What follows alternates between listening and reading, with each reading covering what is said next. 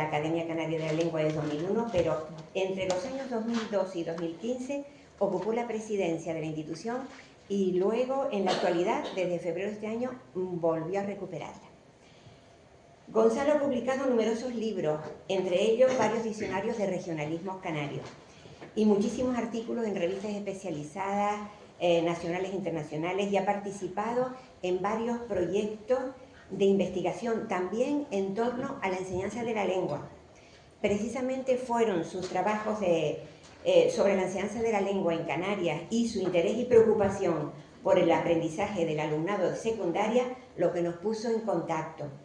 Y el motivo por el que los profesores de lengua y literatura de secundaria y bachillerato le debamos eterna gratitud, mucha consideración y un enorme respeto.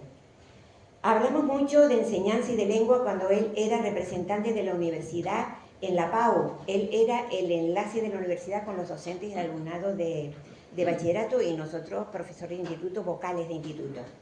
Gonzalo además participaba en un proyecto de la Academia Canaria de la Lengua, en el que él, junto a otros miembros de la institución, acudía a los centros escolares a impartir charlas a los estudiantes sobre la modalidad canaria. Y además publicó libros que nos fueron de muchísima utilidad, sobre todo para enseñar a nuestro alumnado a apreciar el uso de la variante canaria y a valorar nuestra norma lingüística. Pueden conocer más detalles sobre su extenso currículo en el resumen que tienen en el folletito que les dimos en el programa, pero yo, para acabar esta presentación, que es muy breve, voy únicamente a referirme un momentito a su faceta de creador literario, que inició en 1999, fecha de su primera colección de cuentos, a la que siguieron 5 colecciones más.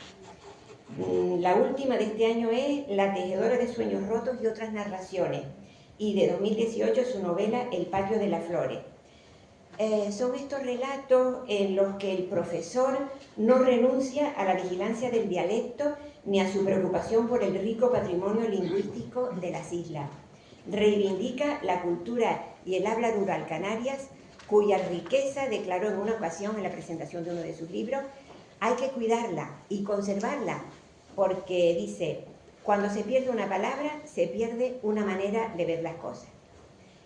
En las historias que cuenta, el autor, junto al profundo conocimiento del mundo rural y a la crítica afectuosa de sus costumbres y de sus tradiciones, demuestra su soltura en el manejo del léxico popular y del habla rural, de sus giros, sus dichos, sus adivinas, poniéndolos en boca de algunos de sus personajes. En su novela, en su única novela por ahora, una de ellos, una mujer campesina y sabia, lamenta que, cito, quienes se justifican que hablan mal, alegando que hablan canario, se equivocan. Pues de algo de esto va la lección de hoy de Gonzalo Ortega. ¿Hablamos bien los canarios?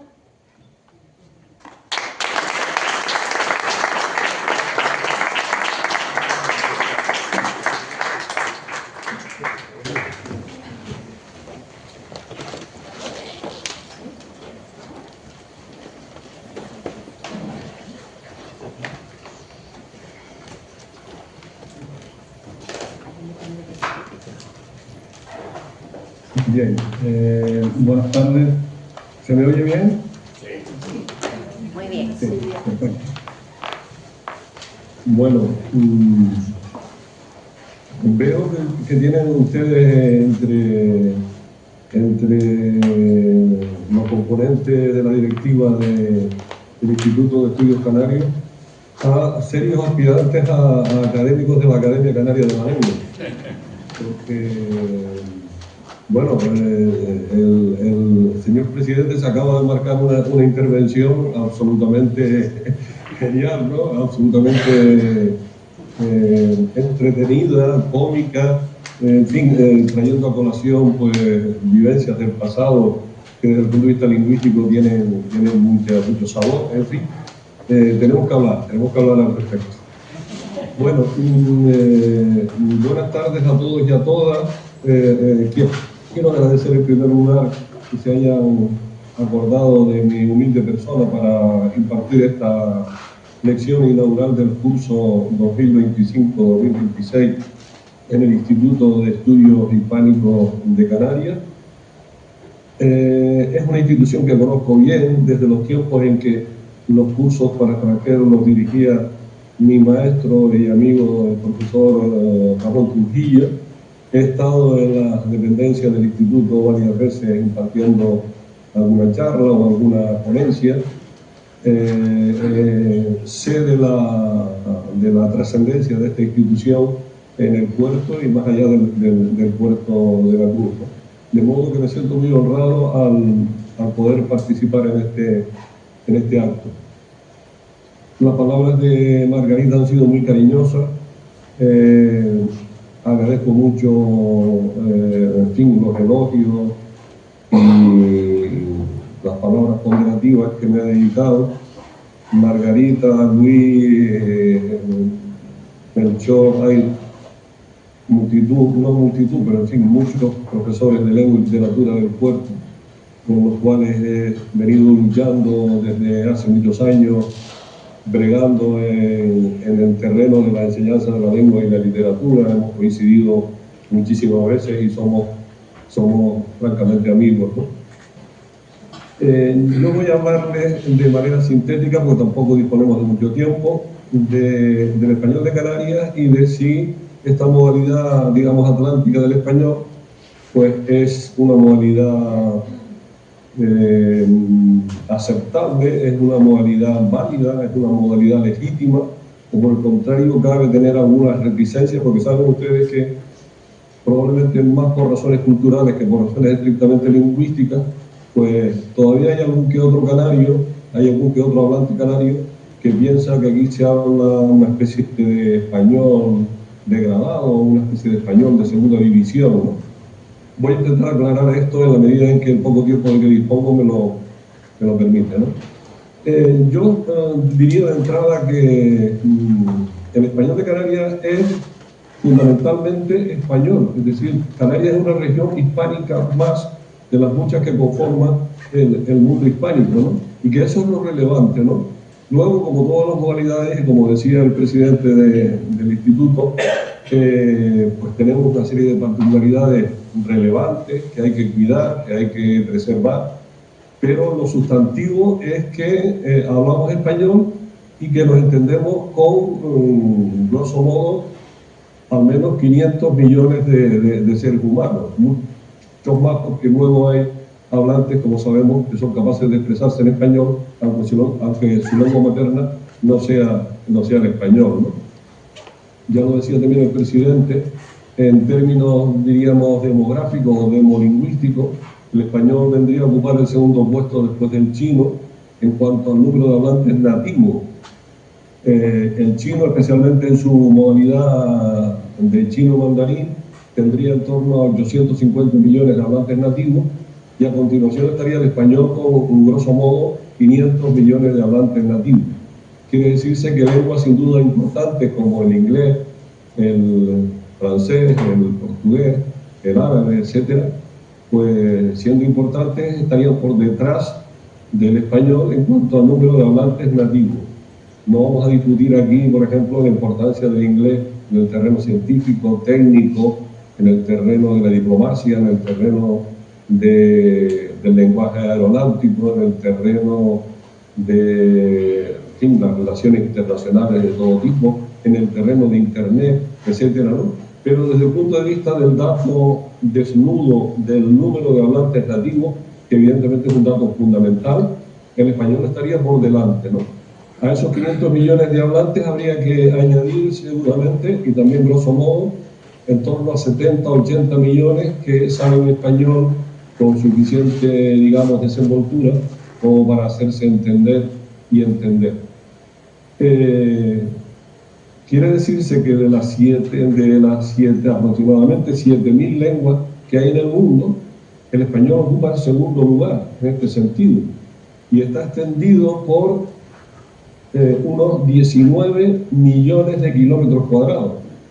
Si comparamos la superficie de Canarias, que son más o menos 7.400 kilómetros cuadrados, con 19 millones de kilómetros cuadrados, podemos hacernos una idea bastante aproximada de cuál es la dimensión, digamos, geográfica, ¿no?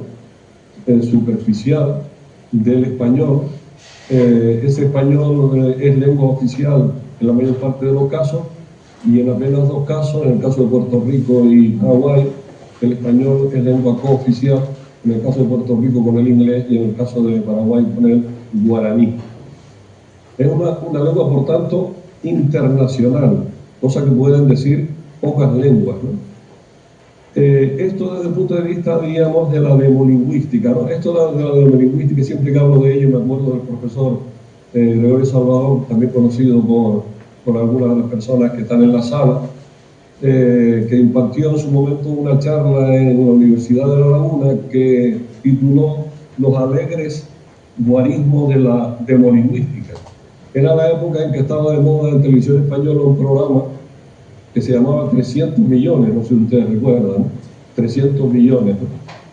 Gregorio Salvador aludía con la sorna propia de su, digamos, origen andaluz. Decía que esta cifra así redonda siempre esconden algún nivel de imprecisión, ¿no? A lo mejor resulta que no hay 500 millones de hablantes nativos de español, sino que hay 490, o a lo mejor hay 510, ¿no? Estas cifras son tentativas, puesto que, como ustedes saben, se toman de la declaración que hacen los hablantes en los padrones acerca de cuál es su lengua materna. El propio concepto de lengua materna es discutible porque los tratadistas no se ponen de acuerdo acerca de si la lengua materna de una persona es la lengua que se conoce en primer lugar o es la lengua que mejor se domina. Normalmente lo uno y lo otro van de la mano, pero no siempre. Y entonces, si ya ponemos en cuestión el propio concepto de lengua materna, pues imagínense ustedes luego todo lo que se deriva de ese asunto en el plano cuantitativo, es decir, se habla por parte de 500 millones, o por parte de 400, o por parte de 600, ¿no? Todo esto a la postre es muy relativo, ¿no? Pero en todo caso estamos ante una de las grandes lenguas del mundo.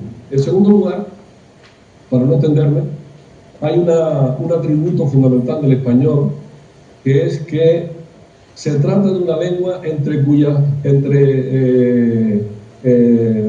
variedades fluye de manera absolutamente natural la comunicación. Es decir, el español es una lengua compacta, es una lengua muy cohesionada, hasta el punto de que cualquiera que sea el lugar de origen de un hispanohablante, ese hispanohablante va a ser capaz de entender y de entenderse con hablantes de otra modalidad hispánica, por alejada que ésta esté, incluso por la posibilidad, diríamos, de que esta modalidad esté en las antípodas del mundo hispánico, ¿no? En nuestro caso, supongamos Chile, ¿no? O México, en fin. ¿No creen ustedes este atributo de la intercomunicación entre las distintas modalidades dialectales no lo poseen ciertamente todas las lenguas, ni muchísimo menos? Por ejemplo, entre las distintas modalidades del vasco es muy difícil la comunicación. No sé si alguno de ustedes leyó ayer un artículo muy interesante publicado por el profesor filósofo Fernando Sabater, donde decía que la garantía del español, una de las grandes garantías del español, era que los que resultaban detractores del español, donde mejor se entendía, en el terreno donde mejor se entendía, era en el terreno del español. Es decir, que para, diríamos, atacar al español, lo que hacían era hablar en español. Y efectivamente, las modalidades más conservadoras, más evolucionadas del vasco, no son inteligibles desde la perspectiva de las modalidades más innovadoras, o a la inversa, ¿no? Las modalidades más innovadoras resultan ininteligibles desde el punto de vista de las modalidades más conservadoras. Estoy hablando del País Vasco español y del País Vasco francés, ¿no? Ahí hay un cúmulo de variedades que en la práctica ya son lenguas distintas, tengan nombres distintos o no. Porque como todos sabemos, como lo intuimos, los nombres que reciben las lenguas son de naturaleza política, no son de naturaleza científica ni de naturaleza lingüística. Eso de español, italiano, francés, etcétera, son nombres políticos, ¿no? Los valencianos llaman a su modalidad valencià y la creen diferente de la modalidad catalana, cuando lingüísticamente evidentemente son lo mismo. Diríamos, este asunto de los nombres de lengua o de los nombres de dialectos está mediatizado por cuestiones políticas que lo que hacen es enrarecer un poco el asunto, ¿no? Lo que le pasa al vasco le pasa también al árabe. Por ejemplo, los que hablan árabe en Rabat, en la capital de Marruecos, no se entienden con los que hablan árabe en la capital de Egipto, El Cairo. Porque el árabe oral es, digamos, una lengua muy diversificada dialectalmente, hasta el punto de que ya la intercomprensión es muy complicada. En el fondo, estamos asistiendo ya a la eclosión de nuevas lenguas, tengan nombres o no diferentes. Y con el chino pues pasa lo mismo, ¿no? Es significativo que el libro rojo de Mao tuviera, digamos, la repercusión que tuvo precisamente por ser texto escrito, porque Mao, cuando se movía por China, en algunas modalidades del chino no lo entendían sencillamente, ¿no? Y por eso acudió al libro para comentar, digamos, su revolución cultural, ¿no? En definitiva, que esta cualidad del español, que seguramente no ponderamos, probablemente muchos hispanohablantes ni siquiera sean conscientes de esto, ¿no? Pero los que son conscientes de esta facilidad de comunicación entre las distintas variedades dialectales de esta lengua, pues probablemente no valoran esto suficientemente, ¿no? Como no se suelen valorar las cosas positivas, ¿no? Ya sabemos que solemos valorar las cosas cuando son negativas o cuando las perdemos. Y en tercer lugar y por último, en esta especie de preliminares que estoy realizando, hay una cualidad fundamental del español, que es su naturaleza de lengua de cultura. La condición de lengua de cultura de un idioma está naturalmente vinculada a la existencia de una escritura. La inmensa mayoría de las lenguas del mundo, de esas aproximadamente 7.000 lenguas que configuran, digamos, el mosaico lingüístico del mundo, la inmensa mayoría de las lenguas del mundo no tienen escritura. Se podrá decir, y eso pues es muy simple, ¿no? Lo inherente, lo realmente definitorio de una lengua es la oralidad. Solo una minoría de lenguas en el mundo, afortunadamente entre ellas está el español, solo una minoría de lenguas poseen una representación escrita. Que una lengua posea una representación escrita para su usuario es de una trascendencia imponderable. Imagínense ustedes lo que sería del español si no fuese una lengua escrita. Ya no era el latín, la lengua madre del español. No se podría utilizar el español en la publicidad, no se podría utilizar en el lenguaje administrativo, no se podría utilizar en el lenguaje científico, no se podría utilizar en los tribunales, en la toponimia, y sobre todo no se podría utilizar en la literatura, ¿no? Bastaría con citar alguna obra clásica de la literatura española, supongamos el Quijote, o el Buscón, o la Celestina, para ponderar la importancia que tiene el español desde el punto de vista de su condición de lengua, de cultura o de civilización, ¿no? Piensen ustedes en los premios Nobel o Nobel que hemos tenido en los últimos tiempos, ¿no? O que hemos tenido sencillamente a lo largo de la historia. Cómo nos han enriquecido a los hispanohablantes que tenemos el hábito de la lectura y en definitiva a la civilización, digamos, hispánica, ¿no? El hecho de que hayamos tenido tan buenos escritores en las dos orillas del Atlántico. Bueno, hechas estas observaciones, tal vez un poco apresuradas para iniciar la charla, vamos ya a tomar terreno, a tomar tierra en el asunto del español de Canarias. Bueno, toda lengua histórica, como el español, el inglés, el portugués, pues está configurada por modalidades dialectales. Podemos llamarlas modalidades dialectales, variedades dialectales, dialectos. El nombre sería en este caso lo de menos. Por cierto, es lo único real Las lenguas, lo que llamamos el español, es una abstracción, porque lo que hay en la realidad es el español de Canarias, el español de Andalucía, el español de Murcia, el español de Extremadura, el español de Argentina. Eso es lo que hay en realidad. Luego, evidentemente, hacemos un análisis comparativo, implícito, digamos, y hacemos una abstracción y decimos, el español se dice, por ejemplo, cantar, para lo que los franceses llaman chanter. Bien, pero eso es una abstracción. En realidad lo que hay son distintas variedades del español. Bueno, pues el español de Canarias es una modalidad más que está integrada, digamos, en una macro modalidad del español que los especialistas suelen denominar español meridional, español atlántico o español hispanoamericano. Es decir, el español de Canarias, y esta es una observación que si tuviera tiempo me gustaría, digamos, ampliarla, me gustaría desarrollarla, pero no hay tiempo.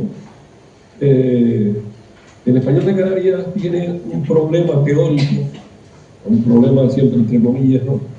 Que es que por razones históricas pertenece al español meridional o atlántico, es decir, en realidad es una forma más del español americano, aunque nosotros pertenezcamos políticamente a España, pero resulta que cotidianamente estamos persiguiendo a través de los medios, a través de los potentes medios de comunicación de hoy día, ahora a través de las redes sociales, del doblaje de las películas, de los folletos publicitarios, los medios a través de los cuales una lengua se fortifica, se hace fuerte, son muy sutiles a veces, ¿no? Y muy eficaces, ¿no? Entonces el hablante canario está en una situación de cierta esquizofrenia. Por un lado, desde el punto de vista histórico, pertenece a la modalidad hispanoamericana, pero por otro lado, resulta que lo que percibe, y lo que percibe además como algo prestigioso, es algo que viene de la otra modalidad, de la otra macro modalidad, que podríamos llamar la modalidad castellana del español, o la modalidad centro-norteña del español, que se correspondería básicamente con el español que está al norte de Despeñaperro, ¿no? Digamos de Andalucía hacia arriba, ¿no?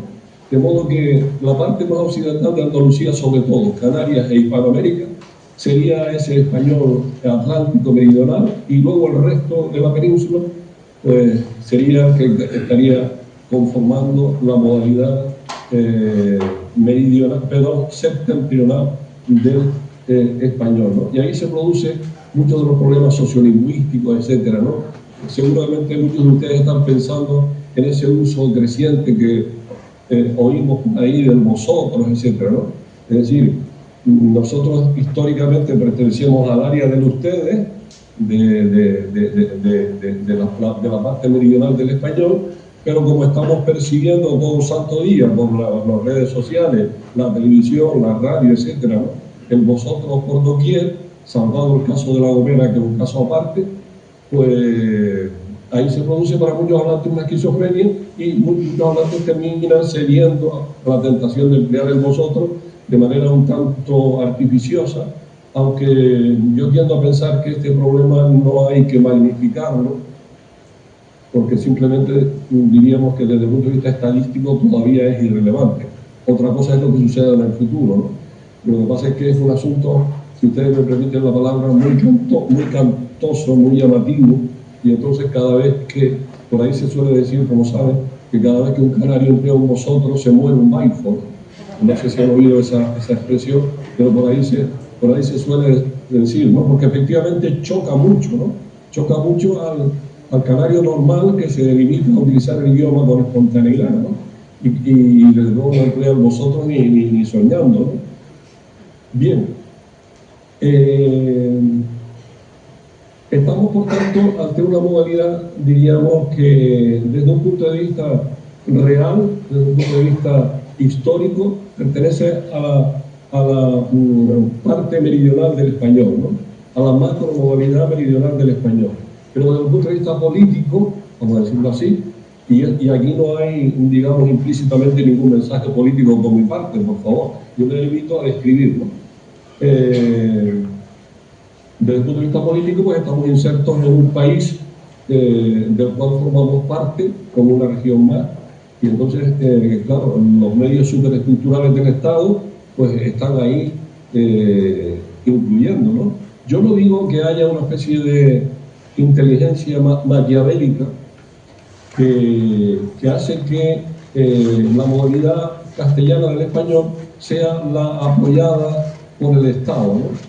Y que los hablantes como los canarios que no estamos en esa onda, pues tengamos que acatar sin más, ¿no? Esas directrices generales, ¿no? Es decir, está claro que, por ejemplo, en los libros de texto, ¿qué sucede? ¿Se consuman en Canarias o se consuman en Toledo? Pues que los libros de texto mayoritariamente se elaboran de acuerdo con una norma lingüística que es ajena a la norma lingüística nuestra. Nosotros consumimos eso, pero ahí no nos sentimos reflejados. Lo acatamos, digamos, porque tampoco es cuestión de andar revelándose ante causas, diríamos, no demasiado trascendentes, pero notamos que ahí falla algo. En el doblaje de las películas, ¿cuántos de ustedes conocen a actores canarios con acento canario que se dediquen al doblaje de las películas? Yo no conozco ningún canario, y seguramente hay buenos actores canarias, ¿no?, que con su acento canario doble películas para consumo general en España. Habría que plantearse incluso la conveniencia de que las películas se doblen, ¿no? Los portugueses no lo hacen y les va estupendamente con el inglés, etc. Bueno, eso sería otro debate. Bien, vean ustedes cómo estoy tocando cosas así como quien no quiere, digamos, llevar necesariamente un hilo conductor muy bien ordenado, porque de lo que se trata es de que pensemos sobre los problemas más que de oír palabras más o menos bonitas, ¿no? De, digamos, reflexionar sobre los problemas, ¿no? Bueno, como el tiempo se echa encima, vamos a hablar un poquito de las características del español de Canarias. La pronunciación. El rasgo más relevante de la pronunciación canaria es el ceseo, es decir, la no pronunciación de la Z. De cada 10 usuarios del español, 9 no pronunciamos nunca la Z. La pregunta es, ¿no pronunciando la Z somos hablantes peores que los que sí la pronuncian? Respuesta, en absoluto. Uno puede ser un hablante brillante, un escritor brillante, sin pronunciar una sola Z en toda su vida. Lo único que significa la no utilización de la Z es que la Z es un sonido prescindible en español. La vocal A es un sonido prescindible en español, en absoluto. Nosotros no podemos prescindir de la A porque entonces no nos haríamos entender en un montón de casos, ¿no? Y confundiríamos beca con vaca y cosas así. Bueno, pero de la Z sí, porque haciendo todas las Z S, el efecto que eso produce no es deleterio, no es destructivo desde el punto de vista comunicativo, sino sencillamente no pasa nada. Los poquitos casos en que la S y la Z distinguen parejas de palabras, del tipo cerrar, cerrar, casa, caza, etc., pues esos casos se resuelven sustituyendo una de las palabras en juego por un sinónimo y ya está. Nosotros no decimos la comida se está cociendo, sino decimos la comida se está cocinando, la comida se está guisando, las papas están sancochándose, las papas están hirviendo, en fin. Utilizamos palabras alternativas, con lo cual el asunto, evidentemente, el problema, digamos, evidentemente no existe. Si existiera, el ceseo no se podría dar. Esto es importante. Todo fenómeno que emerge a la superficie de una lengua natural, si emerge y se consolida, es que no es atentatorio contra la capacidad comunicativa de la lengua en cuestión. Porque es que si fuese atentatorio, la propia lengua, autorregulándose, reprimiría ese fenómeno, no lo permitiría. no le daría, diríamos, el visto bueno, ¿no? De modo que es muy simple. ¿Nosotros somos ceseantes? Sí. ¿El ceseo es un hecho? Sí. Luego, el ceseo tiene que ser necesariamente válido. Si no, no se podría dar. ¿Nosotros aspiramos la S en posición final de sílaba? Sí. ¿Decimos las moscas y no decimos las moscas? Sí. La mitad de los hispanohablantes aspiramos la S en posición final de sílaba, incluidos algunos premios Nobel o Nobel de literatura. Todos sabemos que Gabriel García Márquez procedía de la zona atlántica de Colombia, de Aracataca, y en esa zona la S en posición final de sílaba se aspira. Y García Márquez, naturalmente había momentos en que se ponía un poco enfático y recuperaba, vamos a decir, las S, ¿no? Pero hablando espontáneamente, aspiraba a las S en posición final de sílaba con toda naturalidad. Otra cosa es lo que hacen los colombianos del altiplano, de Bogotá, etc., ¿no? Ese es otro cantar. Si eso sucede, es porque la aspiración es un sonido tan legítimo como la S sibilante. Es decir, singular, la mosca; plural, la mosca. ¿Esto se ha entendido? Claro que se ha entendido. Luego, ¿por qué va a ser mejor el sonido sibilante que la aspiración? No son dos sonidos propios del aparato fonador humano que, diríamos, han acreditado sobradamente su funcionalidad lingüística. Luego, entonces, ¿qué objeción vamos a plantear? Lo digo porque hay una tendencia a pensar que los que pronuncian la S como tal sibilante hablan mejor, entre comillas, que los que aspiramos la S, ¿no? Y decimos las moscas, con toda naturalidad. Que, por cierto, este fenómeno de la aspiración de la S implosiva es un fenómeno que gana terreno en zonas tradicionalmente, diríamos, conservadoras de la S sibilante, como Toledo, Cuenca, etc., e incluso el propio Madrid. Hoy día ya son muchísimos los hablantes que en conversación, digamos, espontánea, no enfática, aspiran la S implosiva, porque las lenguas tienen, digamos, una especie de dinámica natural que es absolutamente imparable, ¿no? Todos estos fenómenos que yo estoy diciendo, en muchos casos no son siquiera fenómenos exclusivos del español, sino que son fenómenos románicos. Los grandes lingüistas siempre han hecho la observación de que muchos de estos fenómenos, fíjense que ya en francés la S final prácticamente ha desaparecido. Se conservan efectos ortográficos, pero efectos de pronunciación ya ha desaparecido, ¿no? La aspiración seguramente no es más que un puerto intermedio entre la conservación de la sibilante y el cero fonético.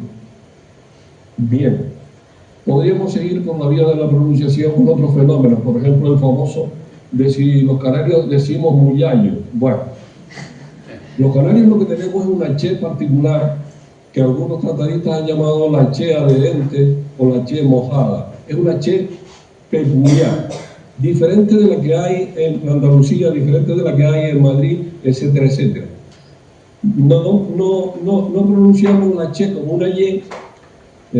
Por eso ya digo, no cabe entender que decimos muyayo, porque evidentemente no lo decimos, porque entonces los canarios, pobrecitos, no podríamos distinguir entre mayo y macho, o callo y cacho, o cosas por el estilo. Y es obvio que sí somos capaces de distinguir lo uno de lo otro. Nuestra che se parece un poquito a la y general del español. El momento cursivo es más fuerte y está ligeramente sonorizado. Y ese conjunto de rasgos de nuestra che adherente es lo que hace que, a oídos de ciertos peninsulares, nuestra che se acerque un poco a la realización de la y. Pero de ahí a confundirse con una y hay un abismo. Paso al terreno gramatical. Disculpen ustedes porque la voz, producto del dichoso COVID, pues la tengo un poco distorsionada. No es que sea una voz bonita, en ningún caso lo es, no, pero ahora es más fea aún. Voy a echarme un poquito de agua.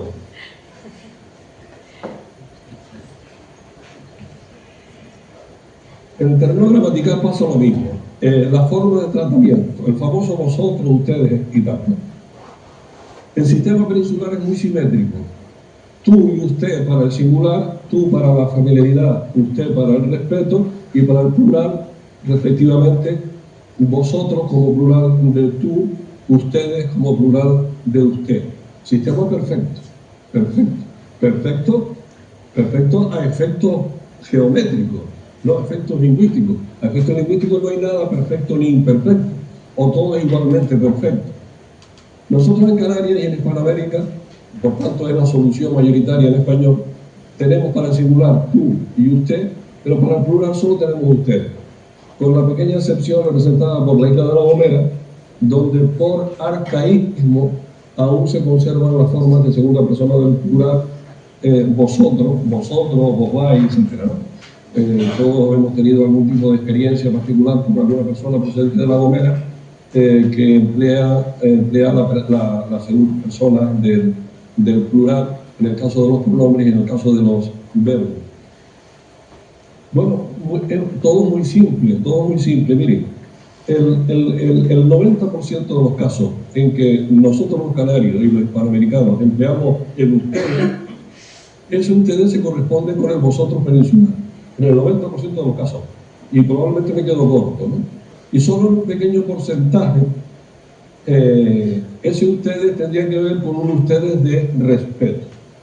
Entonces, hay quien dice, no, nosotros los canarios y hispanoamericanos estamos incapacitados para establecer la distinción, familiaridad, respeto en plural. Es decir, los peninsulares emplean vosotros para un conjunto de personas a cada una de las cuales tratarían de tú, y el ustedes para un conjunto de personas a cada una de las cuales tratarían de usted, de forma que tienen perfectamente repartida la cuestión. No tan perfectamente, porque esa es otra cuestión, que el vosotros en la península le está clarísimamente en la actualidad ganando el terreno a ustedes. Ya casi no se oyen ustedes, todo el mundo vosotrea en la península, y algunos grupos de hablantes se sienten un poco ofendidos, ¿no? Bueno, ese es otro cantar también. La cosa es tan simple como lo siguiente: en los poquitos casos en que pudiera haber cierta confusión, los canarios y los hispanoamericanos hacemos lo siguiente. Si yo tengo que establecer la distinción familiaridad, respeto en plural, por ejemplo, para establecer la idea del respeto, lo que hago es utilizar adicionalmente al pronombre de tratamiento, de segunda persona del plural, una forma de tratamiento nominal, es decir, un sustantivo. Por ejemplo, si yo digo, ustedes chiquillos, o ustedes pibes, está claro que ahí estoy utilizando un ustedes de familiaridad. Pero si yo digo ustedes, señoras y señores, ustedes, damas y caballeros, ustedes, dignísimas autoridades, que por cierto, con los nervios del principio se me olvidó saludar a las autoridades presentes. Aprovecho ahora, entre paréntesis, para hacerlo. Nunca es tarde si la ella puede. Bueno, ¿dónde está el problema, por tanto? ¿Dónde está el problema? Es que si hubiera problema, el uso exclusivo para el plural de ustedes no se podría producir.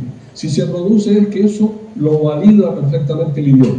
El idioma no va a mantener algo que sea atentatorio contra sí mismo, contra su propia naturaleza, que es la de servir de vehículo de comunicación, ¿no? Si se da en ustedes solo, o es que en inglés no se da el you también con doble valor, el you tú y el you vosotros ustedes, o es que en francés el vous no es usted por un lado y vosotros ustedes por otro. Hay muchos casos en los idiomas próximos en que una sola unidad, como el ustedes nuestro, puede significar dos cosas distintas. Para nosotros puede significar simplemente familiaridad, dirigiéndonos a un grupo de personas a las que trataríamos individualmente de tú, pero también puede servir eventualmente para referirnos a un grupo de personas a las que de manera individual trataríamos de usted. Y en caso de posible confusión, pues evidentemente echamos mano de algún recurso, diríamos, puntualizador, ¿no? Ahora se estaría produciendo, producto de este contagio con el español peninsular, propiciado por los medios, etcétera, medios audiovisuales, etcétera, se estaría produciendo en Canarias, se estaría, diríamos, insinuando una solución que no sabemos en qué va a parar. El fenómeno todavía es muy incipiente. Yo suelo decir que falta una buena tesis doctoral para dilucidar un poco el asunto de este uso relativamente reciente, porque tampoco es tan reciente, ¿no?, del vosotros, ¿no? Pero podría estarse empezando a establecer una distinción a la inversa de la solución peninsular. Es decir, el ustedes sería como el vosotros peninsular y el vosotros incipiente sería como el ustedes peninsular. Es decir, que en momentos, diríamos, en que el hablante considera que debe ser especialmente respetuoso, especialmente hierático por la situación, etcétera, ¿no?, pues ahí siente la tentación de emplear el vosotros, si es que tiene que referirse a un interlocutor plural, obviamente. Esto no dejan de ser, ya digo, especulaciones, porque ahí simplemente, en el caso de los niños, están todo el día viendo la televisión, o están 3 o 4 horas diarias viendo la televisión, y en el caso de los niños, si emplean el vosotros, es un vosotros puramente mecánico, puramente imitativo de lo que oyen por la televisión, ¿no? Yo me refiero a ese vosotros que se oye mucho en los camareros, que seguramente ustedes lo han oído también, como yo. Se oye mucho en personas que tienen un cierto contacto con grupos, con turistas, incluso entre profesores se suele dar respecto de los alumnos.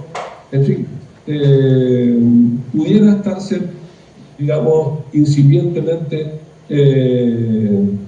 dándose este fenómeno, pudiera estarse gestando este fenómeno gramatical, pero en fin, lo que sea de este fenómeno en el futuro, de momento no lo sabemos, y por tanto no deja de ser una especulación un tanto gratuita, ¿no? Bueno, miren, podría hablar del léxico, pero yo creo que el tiempo apremia. Es verdad que tenemos un léxico riquísimo, una parte del cual está en una situación declinante, no así aquel que tiene una naturaleza más designativa. Por ejemplo, los nombres de plantas, sabemos que tenemos aquí una flora macaronésica muy particular. Los nombres de plantas canarias naturalmente no están, son canarismos, pero no están en cuestión, no están decayendo, ¿no? En tanto existan tabaigua, la palabra tabaigua no va a decaer. Ahora una palabra como magua o como enchumbar, palabras de ese perfil, sí que están decayendo junto a la fraseología, porque la globalización evidentemente está haciendo unos efectos tremendos en este sentido, ¿no? Pero yo no me rasgaría la vestidura en el sentido de que el futuro del español de Canarias está perfectamente garantizado. ¿Por qué? Los aspectos más estructurales del idioma, que son la pronunciación y la gramática, esos aspectos están muy marcados, y de luego la pronunciación no tiene nada que ver con las modas. La pronunciación de una lengua tiene fueros propios que no se deja, digamos, de forma que no se deja influir por aspectos externos, por factores externos, ¿no? Fíjense ustedes que la pronunciación canaria no imita la pronunciación peninsular en absoluto. En la gramática y en el léxico es posible que haya cierta imitación. Tanto es así que los jóvenes hoy dicen, como todos sabemos, y desde hace ya bastante tiempo, los árboles, las islas, en lugar de los árboles, las islas, que hemos dicho los de mi generación, por ejemplo, y eso más bien se aleja de la norma castellana que se acerca a ella, ¿no? Quiere decirse que en la fonética tenemos una personalidad particular muy marcada, y eso garantiza el futuro del español, porque la pronunciación es fundamental en una lengua natural. En la gramática también, yo he hablado de vosotros y tal, pero hay evidentemente muchos otros aspectos. Tiene que ver con la ausencia casi absoluta de leísmo, el uso de algunos tiempos verbales, etcétera, ¿no? Y luego en el léxico pues tenemos un léxico muy rico, y aquel que es designativo. ¿Ustedes creen que los términos que tienen que ver con la lucha canaria van a desaparecer? No, en tanto que la lucha canaria no desaparezca. ¿Los términos que tienen que ver con el juego del envite van a desaparecer? No, en tanto que el juego del envite permanezca, etcétera, ¿no?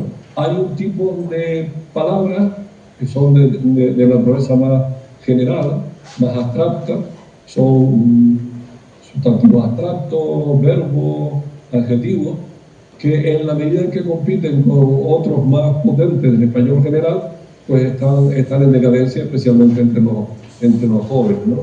Y eso pudiera digamos, brindarnos un poco la tentación de ponernos a rasgarnos las vestiduras, ¿no? Como diciendo, bueno, el español de Canarias está perdiendo su identidad y se va a diluir en una especie de español neutro general. ¿No? Yo creo que eso a corto plazo, francamente, no va a desaparecer. Y si no va a suceder. Y si sucediera, no pasa nada. Porque una cosa tengo clara a estas alturas de mi vida, después de haberme dado muchas vueltas a esto de la lengua durante 40 y tantos años. Todo lo que sucede en la superficie de las lenguas naturales, valga la redundancia, es natural. No hay nada acerca de lo cual haya que extrañarse, haya que dramatizar, haya que escandalizarse, en absoluto. Las lenguas siempre han sido híbridas en todos los sentidos. El léxico de las lenguas naturales es una cosa híbrida. Nosotros en español tenemos palabras del árabe, palabras de otras lenguas románicas, palabras de lenguas germánicas, palabras del griego, palabras del latín. En fin, una mezcolanza enorme. Que las distintas normas del español actual se interfieran las unas respecto de las otras. Evidentemente las más potentes interfieren más que las menos potentes. Pues eso no deja de ser un hecho enteramente natural. Y por tanto, en términos puramente científicos, no hay razones para alargarse la vestidura. A lo mejor en términos puramente sentimentales, pues podríamos ponernos un poco melancólicos, digamos, ¿no? Porque una palabra que uno ha venido oyendo desde siempre, pues ya uno o no la emplea, o ya sus hijos no la emplean, o cuando sus hijos la oyen, dicen, pero ¿qué estás diciendo, muchacho? Déjate de batallita de gente mayor, di tal cosa en lugar de tal otra, ¿no? Porque los jóvenes ya sabemos que por razones obvias son un poquito prepotentes, ¿no? Respecto de lo que somos ya un poquito más mayores, ¿no? Y creen tener siempre la razón. Bueno, yo creo que no voy a cansarlos más. Disculpen ustedes un poco el aturrullamiento por momentos de mi intervención, pero como me dijeron que tenía que ser breve para no, en fin, dilatar excesivamente el acto, pues probablemente en algún momento me haya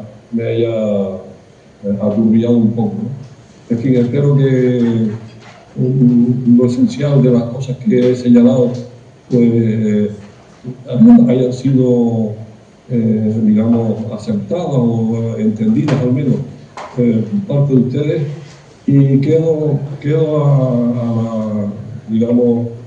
a la disposición del instituto para otra oportunidad en una situación, diríamos, más normalizada. Francamente, esta situación no es la ideal. Pero bueno, hemos salvado los muebles, creo. Nada, buenas tardes.